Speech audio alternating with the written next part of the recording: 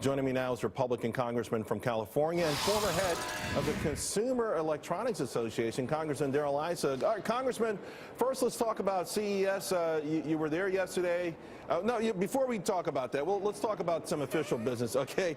Because okay, fair enough. We've been teasing you all morning long, and your Twitter, the whole Twitter thing is going crazy. Most people want you to be the new Speaker of the House, but at least the people tweeting us, what's the problem? What's going on within the Republican Party? This should be a day everyone hits the ground in unison with the same sort of agenda, and yet there seems to be some sort of a storming of the palace guard with respect to Speaker Boehner. What's going on there?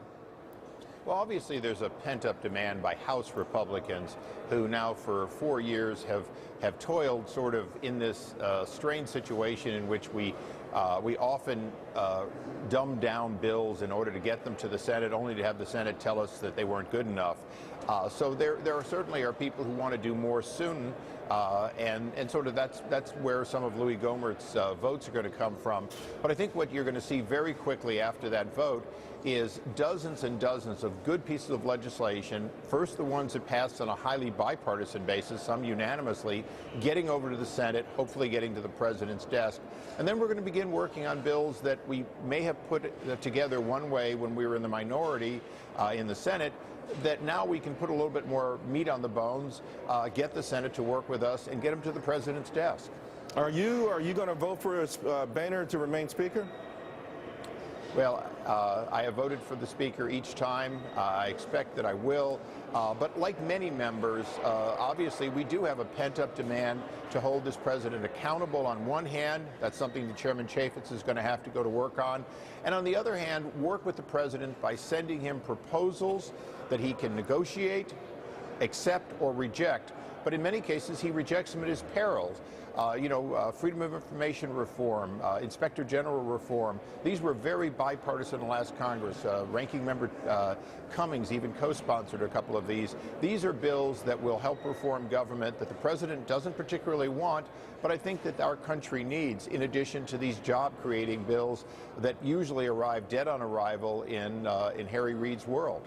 Let's talk about some of the early initiatives, some of the things that everyone's sort of excited about. Keystone first on the agenda, but there's also possible tax reform. There's also trade agreements. Everyone thinks that a logical setup of Washington, D.C., that these should be things where a compromise can be reached and they ultimately could become law. How are you feeling about the chances of all these things? Well, I think these are three good examples. Trade has always been bipartisan, led disproportionately by Republicans. The President wants 2 major trade deals, maybe more. Republicans are prepared to provide far more than half the votes for that. So that's one of those situations in which the President needs us. He now has us. To get through the Senate, he will have the vast majority of these pro-free trade votes will come from Republicans in the Senate and the House. When it comes to tax reform, clearly you're not going to get tax reform without a lot of compromise and trading, and I think that's where Chairman Paul Ryan really should shine in his working with the President. Keystone is a different story. Keystone is an example of abuse of power. For more than 6 years, agencies of this administration have pretended that there's something more to look at in a simple question of whether Canada and parts of the U.S. should benefit from being able to get their oil out more efficiently. That's going to be a straight up or down. I believe it'll pass the House and the Senate, and I think the President vetoes it at his peril. Congressman Issa, you spoke at CES yesterday. You're the chairman of Intellectual Property, the committee. Where are we as a nation? We hear about all this great, exciting things that are coming out of Silicon Valley and the rest of America, but also it feels like other places in the world, particularly China, just continue to abuse intellectual property laws, and we lose billions of dollars as a consequence. You're absolutely right. China flaunts the intellectual property laws, often ignoring patents and copyrights. Obviously, other countries like Russia are big in piracy and cost countless hundreds of millions of dollars to the motion picture industry and to recording artists and the like. And more importantly, I think we've allowed them to do this. We've allowed them into the WTO. We've sort of treated them like good actors, hoping that if we did, they would behave better. Some of that has to be worked on. A lot of it's executive, but some of it's legislative. We need to reform our court system so we can more quickly punish somebody who's involved in ripping off American inventors or inventors with American patents, no matter where they are. Before I let you go, you really provided some high drama, ways and means.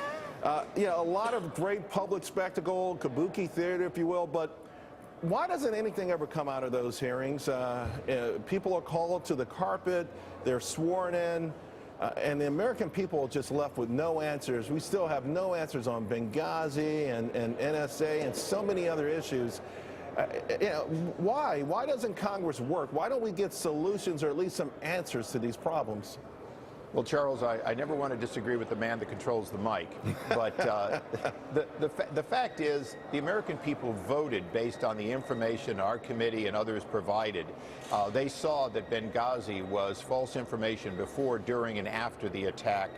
They saw certainly that the IRS was targeting conservatives for their beliefs and that this administration attempted to cover it up time and time again. These and other investigations, we can bring Lois Lerner in to take the fifth, and people say, well, you didn't get anything. Well, of course we did. We got a recognition that the head of that group, and with lots of emails that are now made available publicly, you realize that there was an ongoing partisan activity. If the American people understand that, if you report it, if we investigate it, if the public understands it, then the ballot box is where real action happens. Real action happened in the ballot box. That probably trumps court cases and people going to jail more than anything else. Congressman Darrell Issa, thank you very much. We appreciate your time this morning. Thank you, Charles.